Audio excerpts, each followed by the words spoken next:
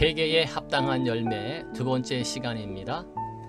지난 시간에는 회개에 합당한 열매 중 열매를 맺어야 할 이유를 말씀드렸습니다. 오늘은 첫째로 회개의 정의는 무엇인가를 살펴봅니다. 첫째로 회개의 히브리어 단어는 나함이라는 단어인데 죄를 슬퍼하고 후회하는 마음이라는 뜻입니다. 둘째로 히브리어 슈브라는 단어인데 돌아오는 마음, 회복하는 마음이라는 뜻입니다. 셋째로 헬라어 메타노에오라는 단어인데 지나간 일을 돌이켜보다, 마음을 바꾸다, 잘못을 빌다, 하나님께로 향하다라는 의미입니다. 따라서 회개란 지난 날을 돌이켜보고 자신의 잘못을 깨닫고 심령의 변화를 일으켜 하나님께 용서를 비는 마음을 말합니다. 그러나 성경에서는 단순히 심적인 측면에서의 회개만이 아닌 전인격적인 회개를 의미합니다. 첫째로 죄에 대해서 깨닫고 슬퍼하는 것, 둘째로 하나님을 향하여 돌아가는 것, 셋째로 하나님의 형상을 회복하는 것, 넷째로 과거의 잘못된 생활을 청산하고 주님을 따르는 생활을 하는 것, 다섯째로 죄를 자복하고 고치고 돌아와서 새 생활을 하는 것을 말하는 것입니다. 그리고 일반적인 세 가지 차원에서도 말할 수 있습니다. 첫째로 영적인 회개입니다. 하나님께 돌아와 구원함을 받는 것을 말합니다. 둘째로 정신적인 회개인데 용서함을 얻고 마음이 기뻐지는 것입니다. 셋째로 행위적인 회개인데 회복함을 얻고 축복을 받는 것을 말합니다. 문제는 무엇보다도 하나님과 나와의 올바른 관계가 늘 선행되어야 한다는 것입니다. 왜냐하면 하나님과의 관계가 끊어지면 모든 것이 끊어져서 잘못되기 때문입니다.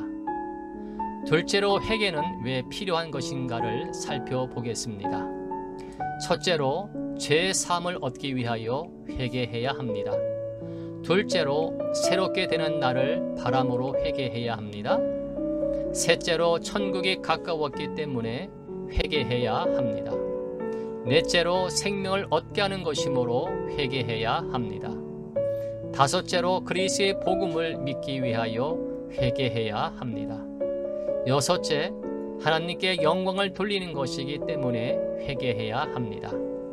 일곱 번째, 주님이 원하는 일이기 때문에 회개해야 합니다. 여덟 번째, 성령을 선물로 받기 때문에 회개해야 합니다. 아홉 번째, 다 망하기 때문에 회개해야 합니다. 열 번째, 은혜 생활을 위해서 회개해야 합니다. 구원받은 성도들은 누구나 할 것 없이 예수님과의 연합하여 거룩한 삶을 살아야 합니다. 따라서 성도들은 예수 그리스도를 믿음으로 말미암아 의롭다함을 얻었습니다. 그리고 영생을 얻게 되었습니다. 따라서 예수님을 믿기 전에 탐욕과 방종의 삶이 계속되는 죄의 종노릇을 하는 삶을 살 것이 아닙니다.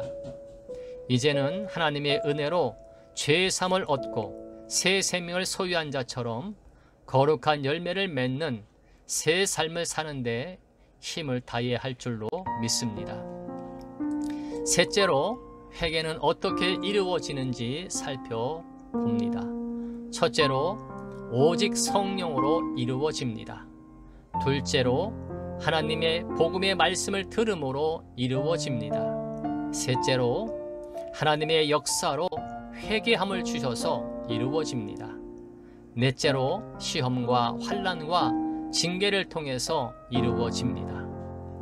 하나님은 하나님의 자녀를 사랑하시기 때문에 징계를 해서라도 우리의 유익을 위하여 하나님의 거룩하심에 참여하게 하십니다.